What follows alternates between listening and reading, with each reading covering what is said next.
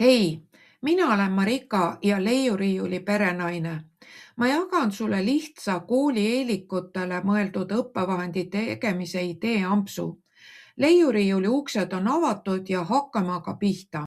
Seekord kombineerin paberijääke, lamineerimiskilejääke, kleepsude printimis- ja trükkimisjääke. Veel on vajalikud viltikad, pliiatsid, tahvlimarkerid ja kustutusvammid. Kui lamineerimiskile jäägi alla asetada valge paber, on selgemini näha markerite värvid.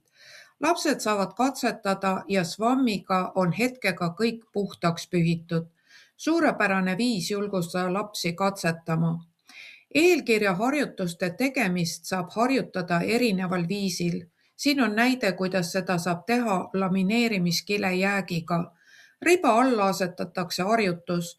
Kui eeskuju on läbitud, saab mustriga jätkata iseseisvalt. Järgmiseks ideeks on ära kasutatud printimise jäägid, mille ühendamiseks on joonistatud punktiirrajad. Lapsed saavad korduvalt neid ühendada. Ka kleepsu jääkide vahele annab joonistada punktiirradasid. Selle tegevuse käigus tuleb õpetada ka mitte enda kätte ära määrima, muidu kaob ilma kustutusvammi kasutamata rada. Värvilise paberi jäägid annavad lisavõimaluse. Iga värv võib näiteks olla uus niinimetatud mänguväljak ja uus seiklus. Siin ei pea laps joont ega mustrit jälgima, vaid saab iseenda loovust kasutada. Järgmises näites on kasutatud heledaid viltpliiatseid punktiiride joonistamisel. See suunab last olema tähelepanelikum. Lapsed saavad harjutada erinevaid vorme või mustreid. Need lamineeritud paberijäägid sobivad kuulamisülesanneteks. Laps joonistab vastavalt kuuldule. Hiljem saab lihtsalt teha parandusi. Viimane on lihtne paberijäägi kasutus.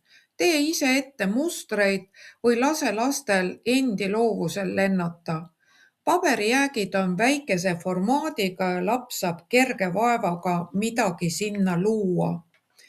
Lõpetuseks, oluline ei ole mitte täiuslik joon, vaid laste loomisrõõm, kustutamine ja uuesti proovimine. Muutke õppimine mänguks paberiribade ja kilejääkidega. Leiuriiuli uksed on selleks korraks suletud. Kohtume juba järgmises ideeampsus.